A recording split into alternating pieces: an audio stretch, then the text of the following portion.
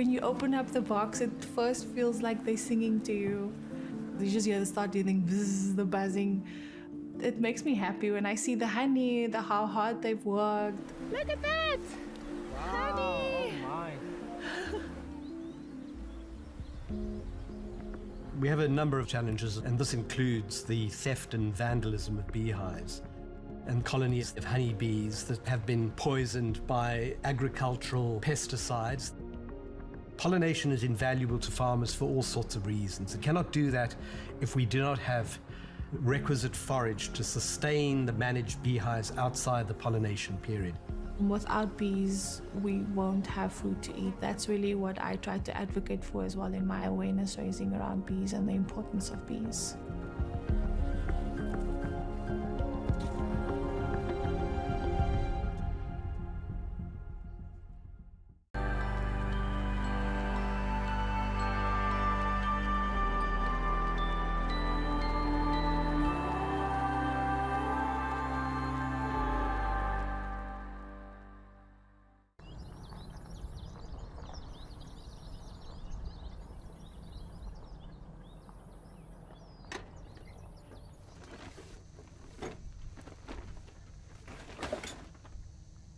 This is extra wax sheets. So basically what will happen is if I go and inspect the hive, I will just put some extra wax and frames in for the bees, because if I take some honey from them, then they would need an extra frame. So I'll take the whole frame out and then I'll have to replace it with another frame. So I'm just preparing for that at the moment. Spore, can you take this please?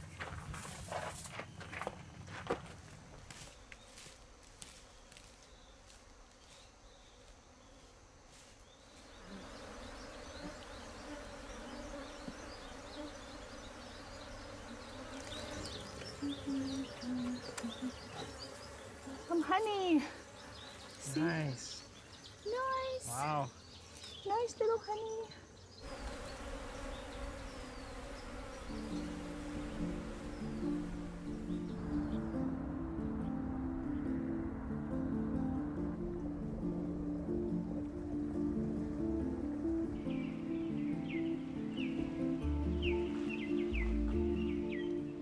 Welcome to the Farmers Inside Track podcast. It is, of course, a pleasure to be in studio with my very two special guests joining me to talk about all things bees and beekeeping. I am myself a new beekeeper, new in the industry, and I think it's absolutely amazing to be able to pick your brains today.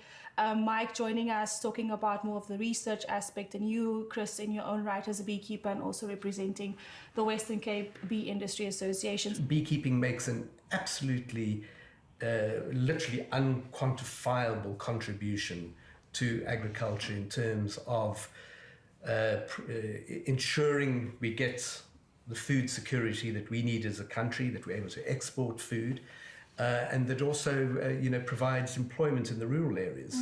If it wasn't for the honeybee pollinators, we'd obviously have a lot less agricultural capacity. So we can. When I first started in the beekeeping industry, I definitely felt like I was stepping into an old boys club. I was one of the only few black women in those spaces. People didn't really recognize that I was serious. But now that I'm maybe 2 years in, I'm gaining, more traction, and I'm connecting with people, and people are actually recognizing that I'm here to stay. Thank you so much for those comments, and I would like to still stay hopeful as someone that's just stepping into the industry, but I think we have to be realistic. I now know a lot more having spoken to both of you, and I'm hopeful despite all the challenges that we'll grow and we'll do what we can with what we have, as we've done for the past, some 40 years, and same with you. And thank you so much for your time. It's absolutely a pleasure. Yeah, likewise. Good luck with your beekeeping journey. Thank you so much, Mike. Alrighty, thank you. Bye-bye for now. Perfect. In terms of my agricultural journalism work, I really want to be able to tell stories about amazing people in agriculture, and then just continue telling more specifically beekeeper stories. That's definitely where I see myself growing towards.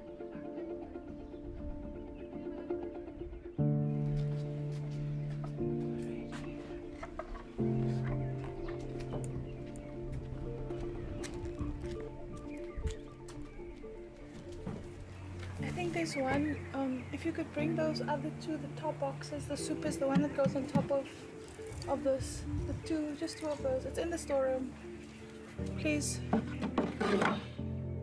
At the moment, I have 7 active beehives. In Atlantis, I have 2 boxes, and in the other farm, I have 5 boxes. And then in my backyard, I have another hive as well. This is really where I sit and watch my bees, because a big part of it is also watching the bees, seeing what they do.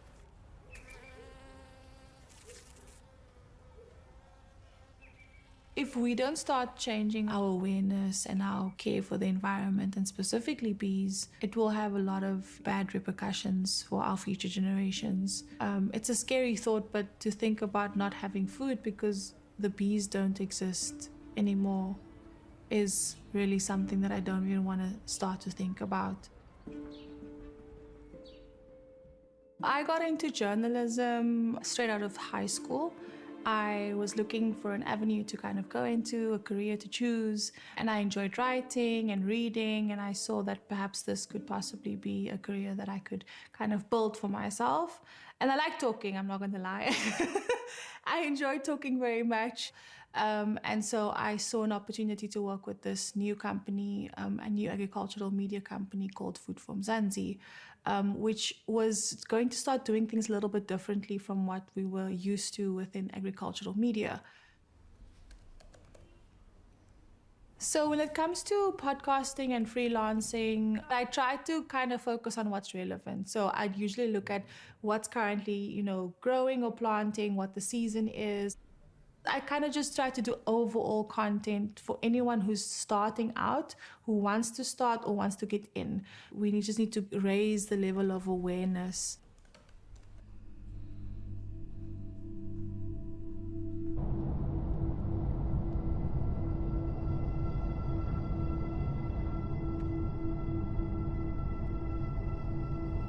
When it comes to commercial farmers specifically, the pesticides that they use that's actually banned in other parts of the world, it has really, bad repercussions on them.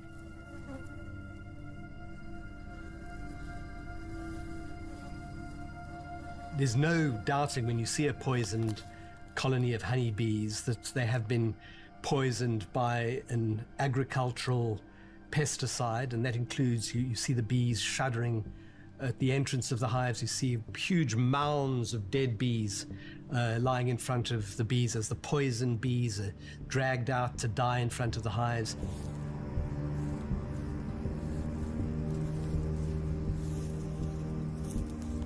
Pesticides, by their nature, are there to kill insects or to kill organisms. They're not healthy things for living things. That being said, it is virtually impossible to grow industrial-scale agriculture without using pesticides. The purpose is to use them correctly and judiciously. When it comes to large-scale production or commercial production, I think it's definitely more towards the use of pesticides. That's the challenge. In that they're not really picking up on more sustainable practices or organic farming practices, more renewable farming practices. So that, I think, is the important side of it.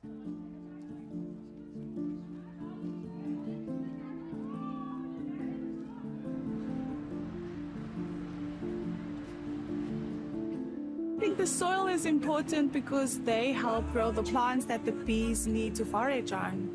So essentially it does come back to the soil as well. It's all connected.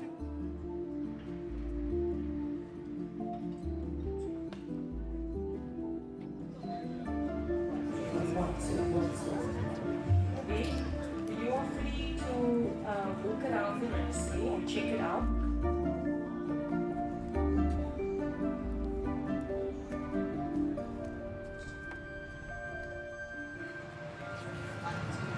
Testing. Good morning, everyone. I'm honored to welcome you all to the third sustainability event at Toronto Nursery. Today, we gather not just to celebrate our work in nurturing plants and ecosystems, but to take part in a much larger conversation. The conversation about the health of our planet and the crucial role we all play in its future. Things that you might hear here today could shock you and maybe leave you a bit, I don't know what to do now, because we got 50 years left. If our planet cannot reduce our climate impact, the temperature, by 1.5 to 2 degrees Celsius, then you better hope you've got good friends with all the guys building rockets going to Mars. Nobody can escape it. If you're European and you've got money, or American or China or South Africa, nobody can escape that line. For me, being a journalist is to be able to showcase the truth and to showcase people's true and genuine stories through their voices. I'm back and I'm live again here at Tri-Toad, and this time I'm with Sheena, but I'm on Sheena's farm. Yeah. Tell us more about it. I think the reason why you've seen the turnout today and there's this diversity is because soil is, it doesn't matter who you are, black, white, colored, Indian, male, female. But what I can highlight is that because of the female energy that is in the agriculture industry, everyone can feel the shift.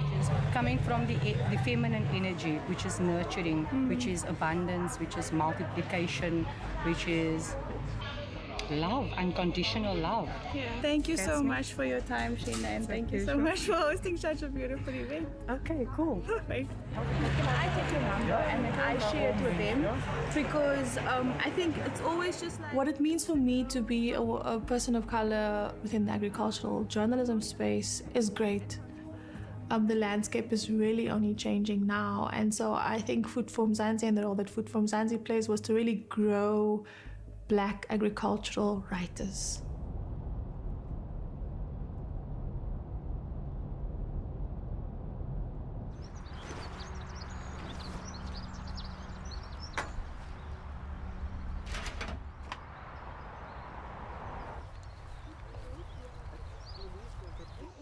Greetings everybody, this is Dawn from Honey at Dawn, and I thought it would be cool to share with you one of the farmers that really helped me grow as a beekeeper by giving me access to some of his land here in Atlantis, where my one apiary is. Greetings, Muhammad. Thank you so much for joining me. Hi, Dawn. Thank you for coming and for having me on. Yeah, so I think, the first question just around why decide to work with beekeepers, and how beneficial is it for your land and agricultural practice as a chili farmer? Well, I'd say the most compelling reason would be because I like honey. And well, the second thing also was that, when we started, doing our bits as stewards of the land, we saw now all this beauty in nature, etc., coming alive. And we felt that the bees really could contribute towards expanding, that sort of biosphere, the plant life and the flora as such. And also, obviously, it's got commercial benefits for pollination in terms of the chili plants that we grow. And we've seen a good increase in yield since the bees have been here. So thank you so much for your time, Muhammad, and everything of the best. Okay.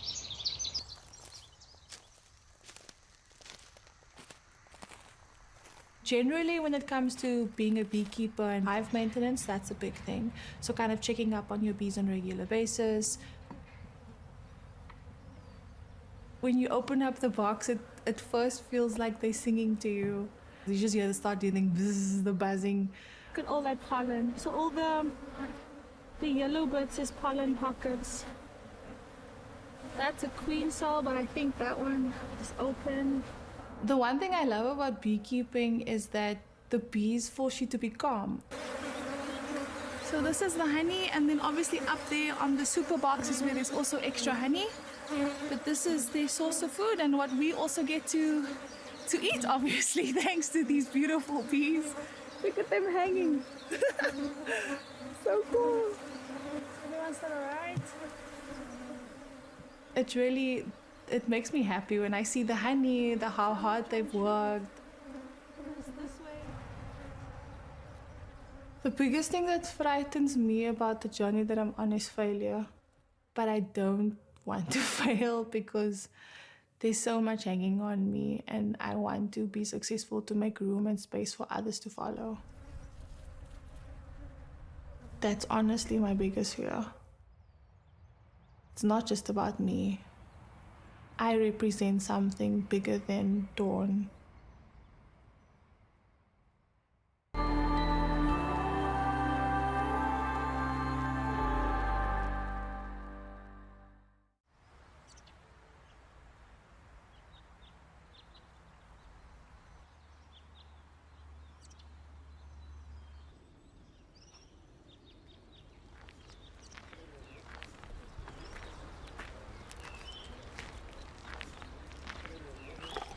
So I'm just walking to where Chris is, and so he'll just show me a little bit more of where there's some eucalyptus trees. Hello again, Chris. Hello there, Dawn. Perfect. So this spot where we're at, tell us a little bit about it. I see there's some hives over there on that side. And kind of, for me, the important aspect, I mean, we've had this discussion before, just talking around the importance of forage when it comes to bees and beekeeping, and kind of the challenge about that in the industry generally. South Africa is not the greatest beekeeping country in the world at all, and when you tell people that, they look astonished. They say, well, we've got this vast fynbos kingdom with 9,000 species, but that doesn't make all those 9,000 species of fynbos suitable for bees. And Yes. in fact, there's a lot of fynbos that bees don't forage on. A lot of plants and trees were introduced to South Africa in the last 100, 200 years that have actually done too well in South Africa, like the eucalyptus trees, and as a consequence they've been regarded as invasive. But the reality is the eucalyptus tree, and I think there are about 80 different species of eucalyptus in South Africa, are extraordinarily beneficial for bees. We only have a commercial beekeeping industry in South Africa because of the eucalyptus trees. But this is the honeybee's jackpot. It's beekeepers, as I say, beekeepers gold, because it produces this sublime honey. It's a highly sought after honey. Sugar gum honey is absolutely delicious. It's got this lovely light color and this very characteristic flavor. It's easy to spread on your bread and consume in every other. So these are the trees that they specifically want to cut down. Yeah, unfortunately, sugar gum is highly invasive, but our big problem with the policy of eradicating the eucalyptus trees is that nothing that is bee-friendly is being planted in its place.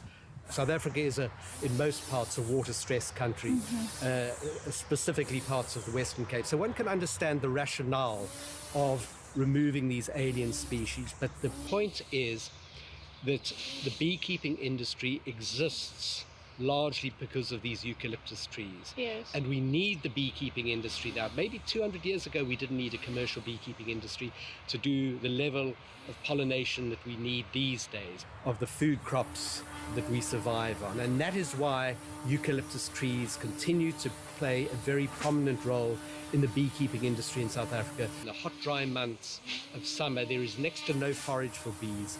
And the eucalyptus trees are the ones that are flowering. The global #1 threat is forage and habitat.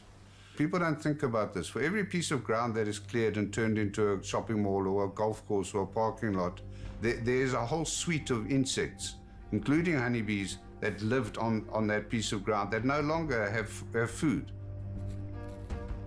We have a number of other very serious challenges, and this includes the theft and vandalism of beehives. They know that if they plunder those hives, they're going to get a crop of honey, and honey is regarded as a high-value food. Often there's just wanton vandalism aimed at beehives, and it is really very debilitating for the beekeepers to be in such an invidious position that their very livelihood is such an easy target. So it becomes a very passionate subject for us as beekeepers who love what we're doing. If you delve into the science of how critical insects are to our existence as human beings, it's quite overwhelming. And I think only when that message gets through and we understand it, we then realize the smallest creatures on Earth are absolutely fundamental to our existence as human beings.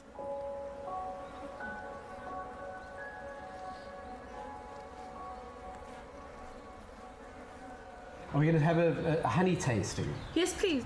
We were taking a look at this bit earlier, but as long as I've been beekeeping, the sight I never tire of is a fully capped frame of honey. It's one of the extreme beauties of the natural world. Mm-hmm.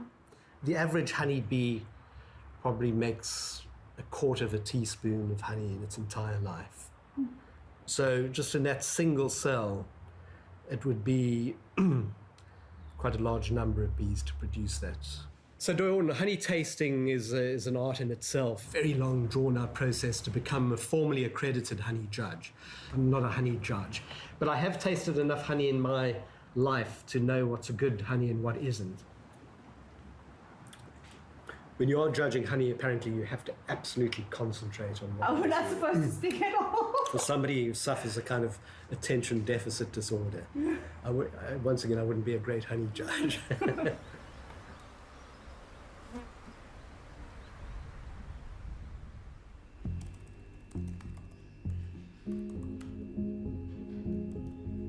I'm really enthusiastic about the role that Dawn will be able to play. I think it's fantastic that we've got somebody who is so obviously enthusiastic about bees and beekeeping to combine that with her skill set as a journalist.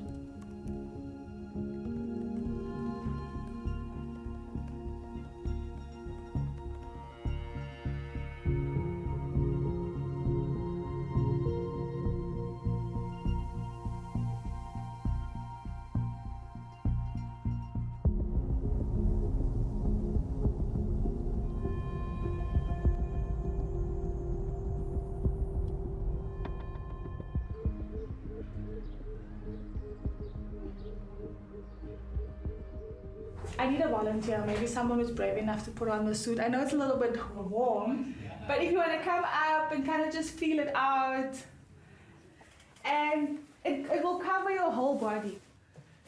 You kind of put it on like you would put on any other pants, stick your arms through there.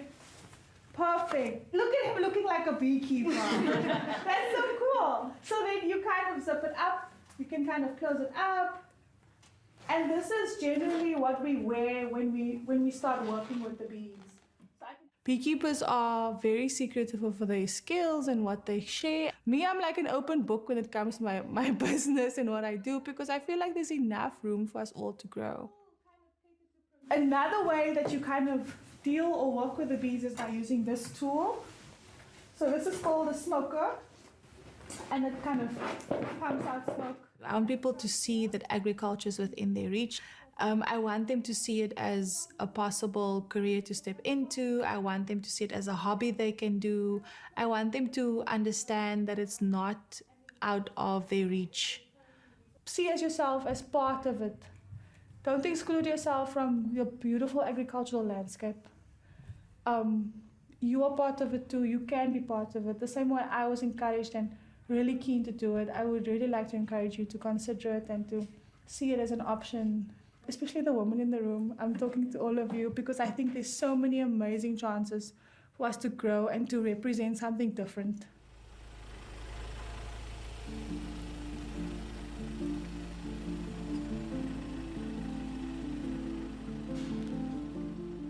I was able to get some funding which gave me 30 extra hives.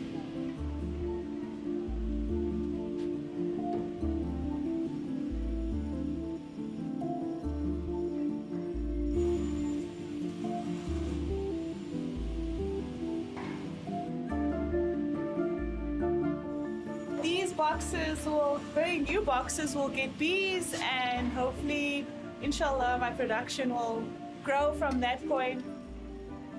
So it means that my capacity will now be at 40 hives.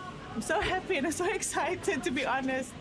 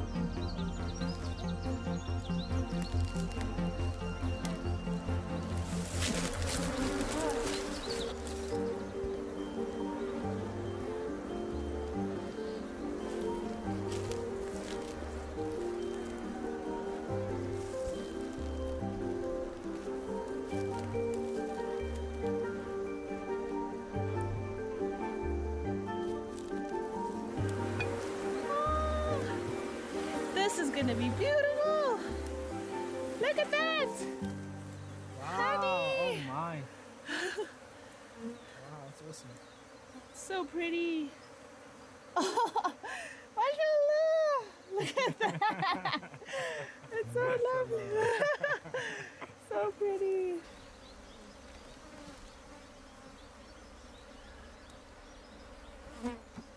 Without bees, we won't have food to eat. I think people don't really realize that. And so that's really what I try to advocate for as well in my awareness raising around bees and the importance of bees. There's a lot of difficulties working in the sector, but the drawback for people like me, people of color, is that we have to fight almost, 2-3 times harder to get access to the land, to get access to the finance, to get access to the support to be able to grow in the sector. And that's really what I discovered. I mean, we're doing the work already. Black people and people of color have been working the land for generations. They've just been the workers of the land. My grandfather used to grow tons of beans and other vegetables in the space that he had available, which was by the old tannery, a very old house that my family could live in while my grandfather worked at the leather factory. So I think this was really like a connection with growing food that I got from him. I mean, if he had access to land, I can't even think of what he would have done and how he would have, the potential that he had to grow and become a farmer himself. And so a big part of why I chose this and why I'm doing this is for him.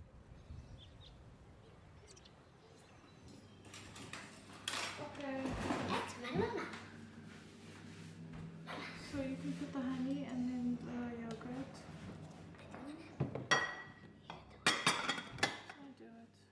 My son definitely loves honey. We eat it all the time at home. He'll take spoonfuls of it when we're having breakfast or when we're having tea.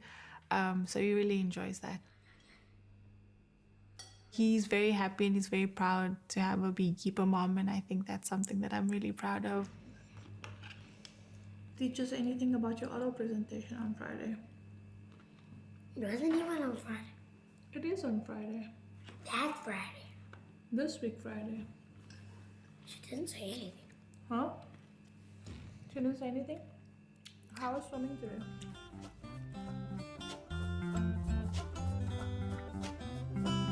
Welcome, Mzansi.